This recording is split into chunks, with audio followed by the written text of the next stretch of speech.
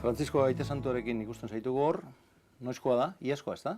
Bai, igezko urrizen, nik 37 urte gozain nintzela, betetzen debazanean, hartu neban gonbidapena berarekin, bere alboan mezi izateko.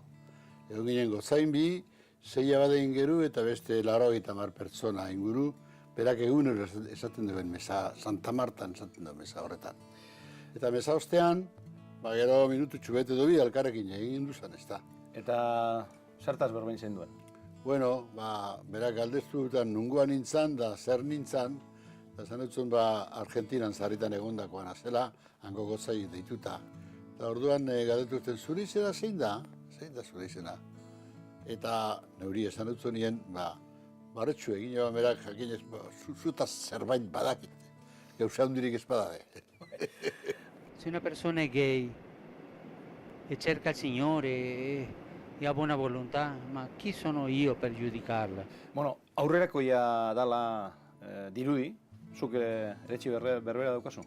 Bai, aurrerakoia baino esango nukenik evangeliora barriro joan doana. Ze hori da Kristina bentzate aurrerakoitasun bikainera, ez da palazio eta bizi, lehengo gotzain kurutzea gaz, da lehengo gotzain erastune gaz dabil, zapata ikaragarri batzuk ebilten ditu, Mercedes albogoten etxideu, eta 4 latas baten, apaiz batek erregara dutzen, 4 latas baten ibilten da, bere gogoa agertu dau. Pobre izen behar da belizak, eta pobrien lagun, eta pobrien laguntzaile. Bai. Eta nik uste arrakasta izan dauala eta Elizaren irudia aldatzen hasi dela fededunek ez diren artean be. Bai. Aita Santu beraren irudia bai, oin, Elizaren irudia nik uste dute gehitxo kostauko dela. Ze Vatikanoen dagozan akatzak edo ilun aldiak. Elizan zehar zabalduta dagoz.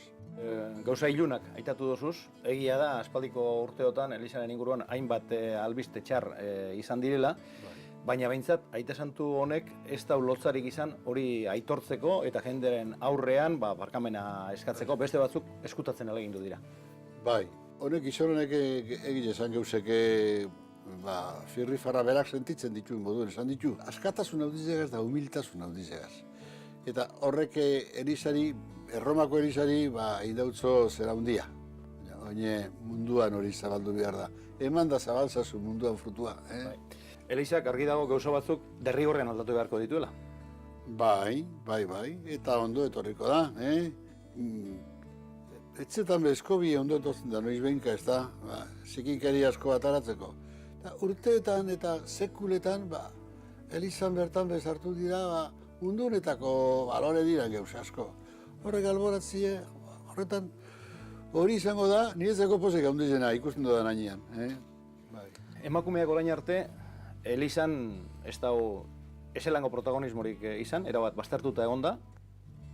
Noizko emakume abadeak edo... Emakumeak izan dire, gure Elizetan gehien egon dira gizona, baina gehitxu hau ez da.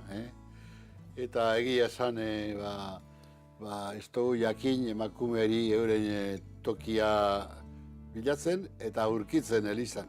Baina Andrak Elizako bideetan eta baita aginte gauzetan be, Elizan aginte gauzetan be, bere berbea auki behar da bela eta bere pixua auki behar da bela dino Aita Santuak.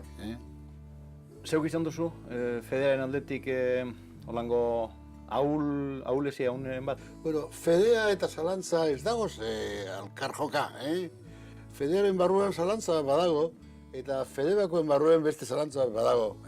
Egia esan, Fedea emotea izan da nire pasinua. Fedea emotea eta gure herriari bakea ekartea.